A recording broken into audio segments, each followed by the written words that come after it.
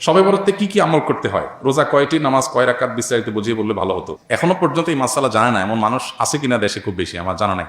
দীর্ঘদিন থেকে ওলামা একরাম অ্যাওয়ারনেস করছেন, সতর্ক করছেন। দেখুন, লাইলাতুন নিসফি মিন শাবান, মধ্য শাবানের রাত, এর ফজিলত সাব্যস্ত আছে।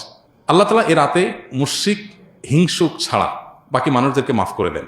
এবং এ রাতের ফজিলত সংশ্লিষ্ট আরো অনেকগুলো হাদিস আছে যেগুলো জয়ীফ সূত্রে বর্ণিত, কিন্তু এই একটা হাদিস গ্রহণযোগ্য সূত্রে বর্ণিত হওয়ার কারণে অন্য যেগুলো আছে সবগুলোর একসাথ করলে মোটা দাগে লাইলাতুন নিসফি শাবান বা মধ্য শাবানের রাত, এটার নাম আমরা শবে বরাত দেই। আসল নামটা, হাদিস দেওয়ার নাম কোনটা? লাইলাতুন নিসফি শাবান, মধ্য শাবানের রাত। শবে বরাত এটা আসল নাম না। তো এই মধ্য শাবানের রাতের ফজিলত সাব্যস্ত হয়, কিন্তু এটাকে আমরা যেইভাবে যারা পালন করি তারা যেভাবে ঘটা করে করি, যেমন সারা রাত জেগে ইবাদত করা আল্লাহর ক্ষমা লাভের জন্য বা মাগফিরাত লাভের জন্য, যাতে মাগফিরাত হয়, গুনাহের ক্ষমা হয়, সেটা আপনি চেষ্টা করছেন। এটা আপনার ব্যক্তিগত অ্যাপ্রোচ থেকে আপনি করলেন। এই দিনের রোজা আপনি আইয়াম বীজের রোজার অংশ হিসেবে রাখলেন, শাবান মাসে বিশেষ রোজা রাখলেন, রাসূলুল্লাহ সাল্লাল্লাহু আলাইহি ওয়াসাল্লাম সেই হিসেবে রাখলেন, খুবই প্রশংসনীয়। কিন্তু আলাদা করে শবে বরাতকে কেন্দ্র করে এই দিনের রোজা রাখার বিশেষ কোনো নির্দেশনা বিশুদ্ধ হাদিস দ্বারা সাব্যস্ত নয়। এর বাইরে এই রাতকে শবে বরাত ভাগ্যের রাত মনে করা। বরাত মানে ভাগ্য, আর বরাতের আরেকটা অর্থ হলো মুক্তি। মুক্তির অর্থে ঠিক আছে শবে বরাত, আল্লাহ মানুষকে মুক্ত করেন, কিন্তু ভাগ্যের অর্থে ঠিক নেই। সূরা দুখানের শুরুতে আল্লাহ বলেছেন, ফিহা ইউফরাকু কুল্লু আমরিন হাকিম ইন্না আনজালনাহু ফি লাইলাতিন মুবারাকাহ ইন্না কুন্না মুনজিরিন। আল্লাহ বলেছেন, কোরআন আমি একটি বরকতময় রাতে নাজিল করেছি। কোন রাত সেটা? ওই যে ইন্না আনজালনাহু ফি লাইলাতিল কদর। আরেক জায়গায় আল্লাহ বলেছেন, কোরআন একা তারা কাদের ব্যাখ্যা করে আল্লাহ বলেছেন ফিহা ইউফরাকু কুল্লু আমরিন হাকিম, যে রাতে কোরআন নাজিল হচ্ছে সে আয়াতে সে রাতে গুরুত্বপূর্ণ সব বিষয় ধার্য করা হয়। তার মানে লাইলাতুল কদরই গুরুত্বপূর্ণ হিসেবে ধার্য করা। অতএব সব রাতে ভাগ্য নির্ধারণ করা হয়, এটি বিশুদ্ধ মত না। তবে এ রাতের বিশেষ কোন নামাজ, বিশেষ নামাজের সংখ্যা, বিশেষ সূরা, এরকম কোনো কিছু সাব্যস্ত না। এরকম কিছু সাব্যস্ত আছে মনে করলে বরং বিদআত হবে, যে এত রাকাত পড়তে হবে, এই সূরা দিয়ে পড়তে হবে। আল্লাহর মাগফিরাত লাভের জন্য আপনি যদি চেষ্টা করেন সেটা প্রশংসনীয়, সেটা ভিন্ন বিষয়। প্রত্যেক রাতেই তো আপনি আল্লাহর মাগফিরাতের জন্য চেষ্টা করা কর্তব্য বা করা উচিত। আল্লাহ তাআলা প্রতি রাতেই ভোর রাতে মানুষকে ডেকে ডেকে ক্ষমা আহ্বান করেন। এই জন্য শবে বরাতকে ঘিরে রাতের বিশেষ নামাজ, বিশেষ পদ্ধতির নামাজ নাই। তবে এ রাতে ক্ষমার বিষয়টা সুসাব্যস্ত, ক্ষমা লাভের চেষ্টা করা এটা গ্রহণযোগ্য। শবে বরাতের জন্য নারীদের স্পেশাল আমল কি? নারীদের স্পেশাল আমল তো হালুয়া বানানো। স্পেশাল আমল মানে স্পেশাল কাজ। কারণ শবে বরাতকে কেন্দ্র করে হালুয়া টালুয়া বানানো হতো, হালুয়া রুটি, গোশত রুটি এগুলো বিতরণ করা হতো।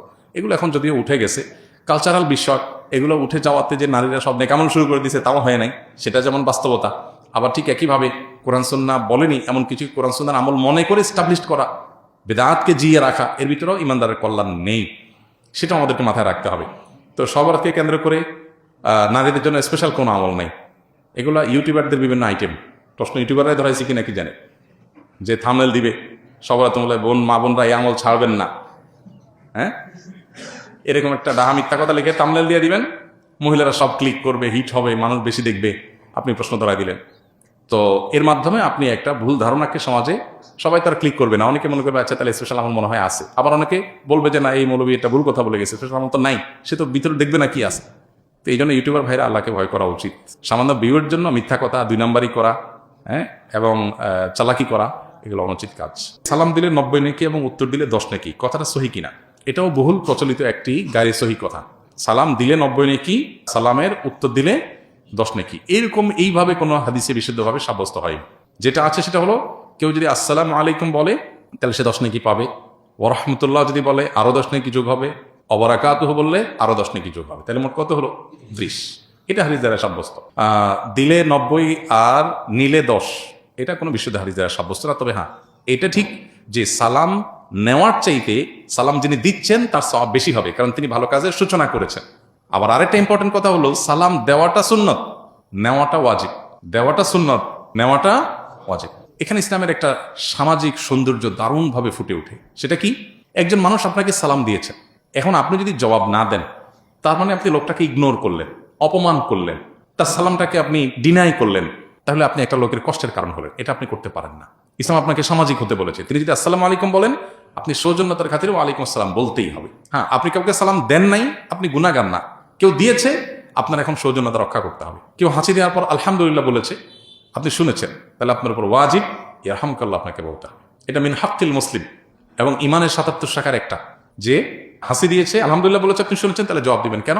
কারণ লোকটা হাসি দিয়ে যখন আলহামদুলিল্লাহ বলল এবং আপনি শুনতে পেয়েছেন, তাহলে সেক্ষেত্রে আপনি রিপ্লাই করার অপশন যেহেতু আছে, রিপ্লাই যদি না করেন, ব্যাপারটা হলো আপনি অসৌজন্যতামূলক আচরণ করলেন, তাকে আপনি ইগনোর করলেন, অপমানিত করলেন। এটা করতে পারেন না। এই জন্য কারোর সাথে দেখা হলে হাসিমুখে কথা বলতে বলা হয়েছে। হাসিমুখে কথা না বলে মানে আপনি তার দ্বারা বিরক্ত হতে পারেন। হাসিমুখে কথা বললে পজিটিভ অ্যাপ্রোচে কথা বললেন। ইসলামের যে সামাজিক সৌন্দর্য আছে, এখনকার পৃথিবীর মানুষ ভদ্র হয়েছে কয়দিন আগে, কয় বছর আগে। ইসলাম 1450 বছর আগে এগুলো শিখেছে আমাদেরকে।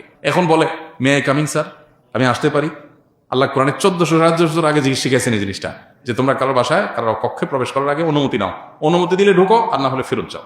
ইসলামের চাইতে আধুনিক ইচ্ছা, ইসলামের চাইতে বেশি সৌজন্যতা বোধ আর কোথাও কোনো সমাজে কোনো কিছুতেই নাই। অতএব যে ইসলাম পালন করবে তার ভিতরে তার সবাই আছে, আর যার ইসলাম নাই তার হয়তো কিছু থাকতে পারে, আরেকটা নেই, তার দুনিয়া আছে আখিরাত নাই।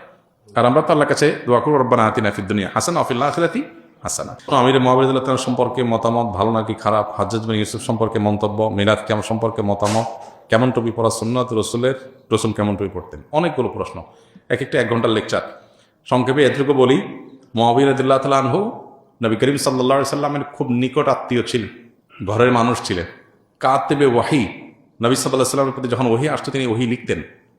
নবী সাল্লাল্লাহু আলাইহি ওয়াসাল্লাম তাকে এতটা বিশ্বাস করতেন যে জিবরিলের বলা ওহী তাকে দিয়ে লেখাতেন, যে কয়জনকে লেখাতেন তার মধ্যে একজন তিনি ছিলেন। বিশ্বস্ত কোন লেভেলের ছিলেন।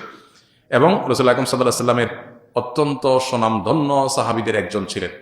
মুআবিয়া রাদিয়াল্লাহু তাআলা আনহুর যদি কোনো ভুল হয়ে থাকে, ইস্তিহাদগত বুঝের কোনো ভুল থাকে, তো সেটার সমালোচনা করার কোনো অধিকার পৃথিবীর কোনো মুসলমানকে দেওয়া হয়নি। নবী সাল্লাল্লাহু আলাইহি ওয়াসাল্লামের কোনো সাহাবীর সমালোচনা, গালমন্দ করা, নিন্দমন্দ করার অধিকার কারণে হাদিসে পরিষ্কারভাবে নিষেধ করেছেন নবী সাল্লাল্লাহু আলাইহি ওয়াসাল্লাম, লা তাসুব্বু আসহাবি, আমার সাহাবীদের গালমন্দ বা সমালোচনা তোমরা করো না। ওনার ছেলে ইয়াজিদের যদি কোনো ভুল হয়ে থাকে, তো ছেলের ভুলের কারণে বাপ আল্লাহর কাছে দায়ী হয় না। কোরআনে আল্লাহ তাআলা বহু জায়গায় একই কথা বলেছেন, ও আল্লাহ তাযরু ওয়াজিরাতুন উযরা উখরা, কারণ পাপের বোঝা অন্য কেউ বহন করে না, যার যার পাপ তাকেই পাবে। অর্থাৎ ইয়াজিদ যদি কোনো পাপ করে, ইয়াজিদের জুলুম, ইয়াজিদের পাপ, ইয়াজিদের খুন, এগুলোর জন্য দায়ী ইয়াজিদ হবে। মুআবিয়া রাদিয়াল্লাহু তাআলার উপরে সেটা চাপানোটা হলো জুলুম। হ্যাঁ, আপনি বলতে পারেন তাহলে মুআবিয়া রাদিয়াল্লাহু আনহু তাকে কেন স্থান দিয়েছে এই সেই? ওনার বুঝের ভুল ছিল, উনি বুঝে উঠতে পারেন নাই। উনি মানুষ ছিলেন দিন শেষে। আমরা সাহাবীদেরকে সমালোচনা নাজায়েজ মনে করি আহলে সুন্নাত জামাতের লোকজন, কিন্তু তাই বলে সাহাবীরা মানে মাসুম না, তাদের বুঝে ভুল হতে পারে।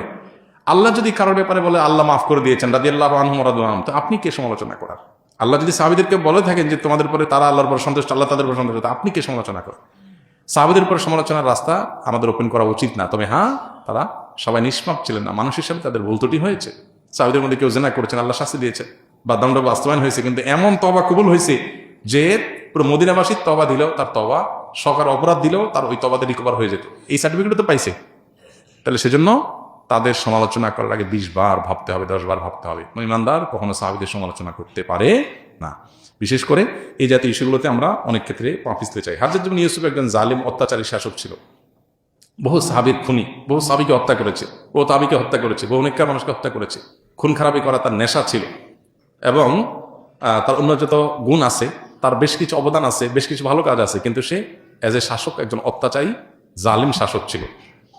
যেহেতু হাজ্জাজ বিন ইউসুফ কোনো সাহাবী না, অতএব তার মানে সাহাবীরা কেউ জালিম ছিলেন না, নাউজুবিল্লাহ। সাহাবীরা কেউ এই লেভেলের গুনাহ করেন নাই। মানুষরা ভুল করেছেন, আল্লাহ তাআলা তাদের মাফ করেছেন, ঘোষণা দিয়েছেন আগাম, বা তারা তওবা করেছেন।